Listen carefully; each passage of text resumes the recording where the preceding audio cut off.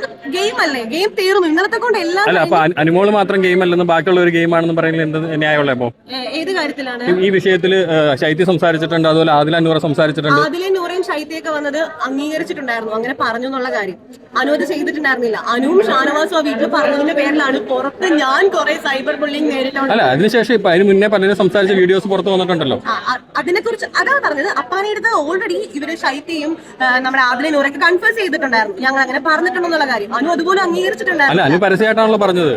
എന്ത് അനു പരസ്യമായിട്ട് അനുവിന്റെ PR സത്യം പറ. അനുവിന്റെ PR പറയേണ്ട കാര്യമില്ലല്ലോ, നമ്മൾ കാര്യങ്ങൾ അറിഞ്ഞിട്ടല്ലേ സംസാരിക്കുന്നത്, നമ്മൾ വീഡിയോ കാണുന്നതല്ലേ. എനിക്കൊരു ക്ലാരിറ്റി കിട്ടിയിട്ടുണ്ടായിരുന്നില്ല, അതുകൊണ്ടാണ് ഞാൻ അനുവിന്റെ അടുത്ത് ഡയറക്റ്റ് ചോദിച്ചത്. അതുപോലെ തന്നെ ഷാനവാസും അവിടെ പ്രശ്നമുണ്ടാവും. ഷാനവാസ് അപ്പാനി എടുത്ത് പറഞ്ഞു ഒരു തെളിവുണ്ടെന്നാ പറഞ്ഞത്. ഞാൻ ചോദിച്ചപ്പോൾ ഷാനവാസ് ഇന്നലെ ഷാനവാസ് കരഞ്ഞോണ്ടാണ് പറയുന്നത്, അത്രയും ക്രൂ മെമ്പേഴ്സിന്റെ മുൻപിൽ വെച്ചിട്ട് എടാ ഗെയിമിന് വേണ്ടി പറഞ്ഞു, അതിന്റെ അടുത്ത് അങ്ങനെ ഒന്നുമില്ല, എന്റെ പിള്ളേരാ നിങ്ങളെന്നാണ് ഷാനവാസ് ഒക്കെ പറഞ്ഞത്. സോ നമുക്ക് ഭയങ്കര സന്തോഷം തോന്നി. ഞാൻ റീ എൻട്രി കുറെ പേര് പറയുന്നുണ്ട് ഇത് ആദ്യം ഈ ആവേശം കാണിച്ചിരുന്ന ബിൻസ് നിന്നായിരുന്നു, പക്ഷെ പ്രതികരിക്കാനുള്ള കാര്യങ്ങള് നമുക്ക് എല്ലാം തീർത്തിട്ട് വേണം വീട്ടിൽ നിന്ന് വരാൻ. അതുകൊണ്ടാണ് ഇപ്പൊ റീ എൻട്രിക്ക് പോയി